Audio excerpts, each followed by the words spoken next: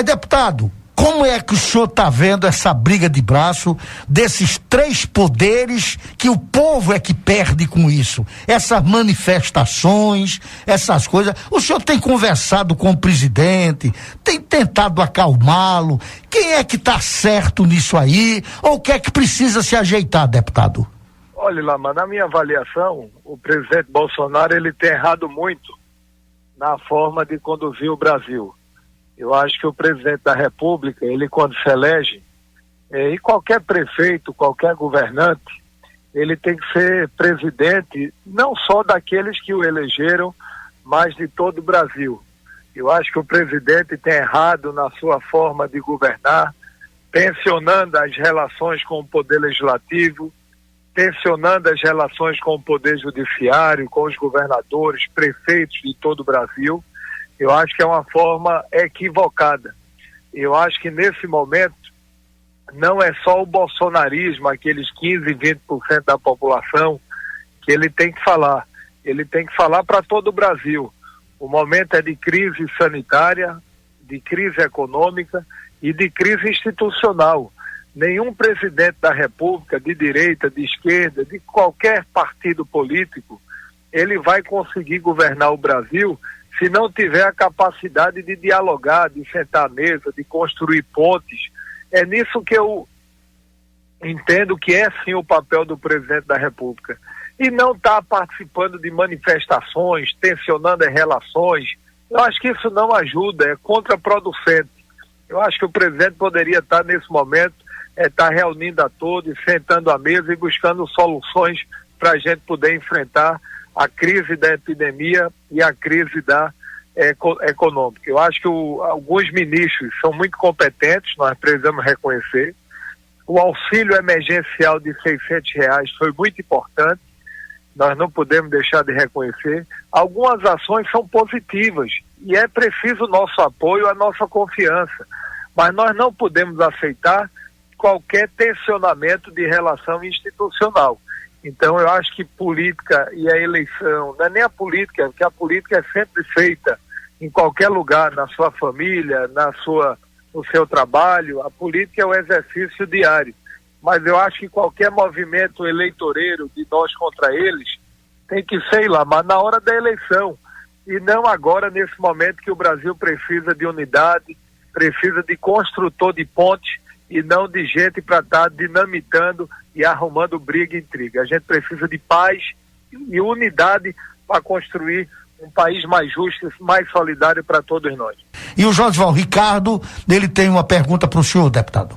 Deputado Silvio Costa, bom dia. Obrigado inicialmente por estar participando conosco, deputado. Desde o início, e principalmente nessa crise que nós estamos agora, crise sanitária, a gente tem acompanhado isso de uma forma bem mais forte, que é a crise, conforme o Ilamar disse, entre os três poderes, e muitos pedidos a partir das manifestações das pessoas que apoiam o presidente Bolsonaro em um possível golpe. Daí você tem a briga do presidente com o Supremo, com o próprio Congresso.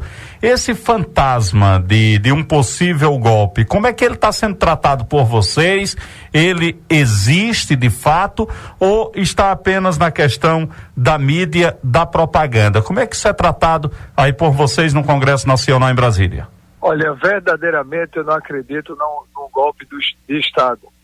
Hoje tem uma matéria, uma entrevista longa do vice-presidente da República, Mourão, que é militar, e ele nega qualquer movimento de desestabilização antidemocrática.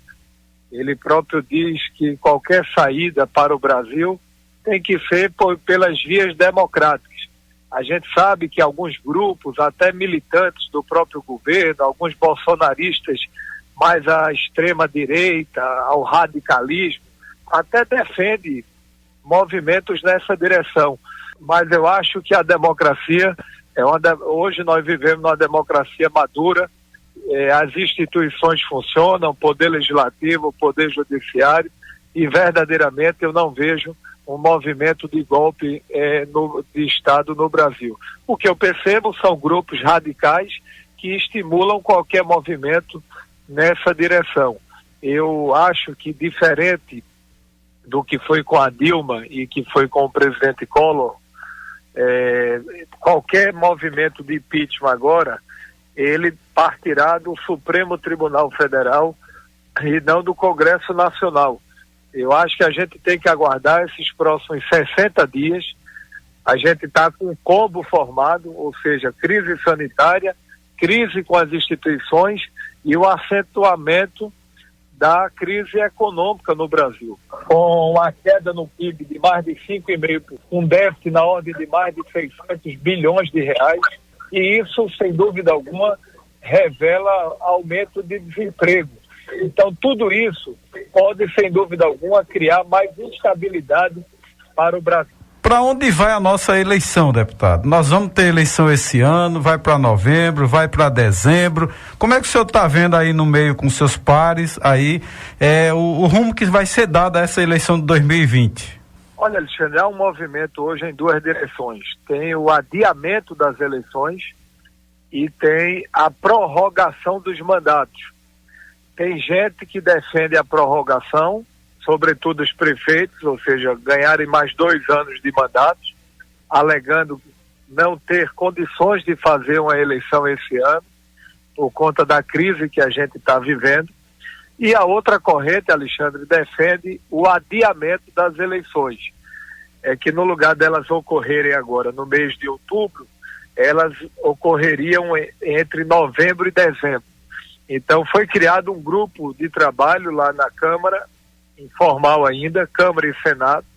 Essa semana deve ter alguma reunião nesse sentido, mas hoje o sentimento generalizado no Congresso e com quem a gente conversa, de advogados eleitorais, entre outros, é que o primeiro turno das eleições deva acontecer em novembro, entre o dia 20 a 30 de novembro, e o segundo turno deve acontecer no dia 6 de dezembro, de modo que possivelmente as eleições devem ser realizadas ainda esse ano. Eu quero aproveitar, Alexandre, a oportunidade de falar de uma cidade aí vizinha, de um amigo Boró, que nessa semana passada nós não tivemos sucesso na justiça em relação ao processo dele, mas o processo ele ainda não foi transitado e julgado.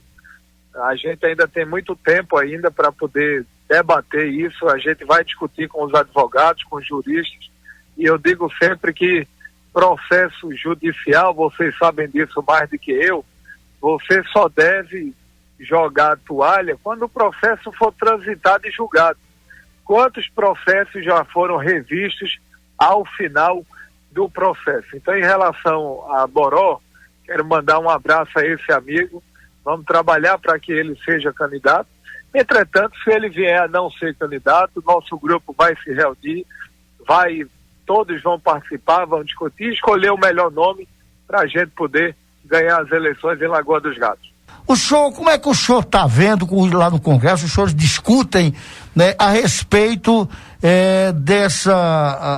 do nosso Supremo Tribunal Federal. Ele está sendo pressionado, estão colocando no canto da parede e eles já estão, de certo modo, não diria com medo, mas sentindo acuado, né? Ainda ontem ouvimos aquela entrevista do ministro Gilmar Mendes, e ele dizia que lamentava por tudo isso, porque ainda antes de ontem mesmo, nós vimos uma coisa absurda que jamais pensaríamos de ver, aquele pessoal à noite com tochas de máscaras representando a Ku Klux Klan, desfilando ali em frente ao Ministério, o Ministério do Supremo Tribunal Federal. Como é que o senhor está vendo isso? Realmente estão acuando esses nossos ministros para que eles não tomem medidas, principalmente quanto ao presidente e à família dele, sentindo-se altamente ameaçados. Como é que o senhor está vendo isso?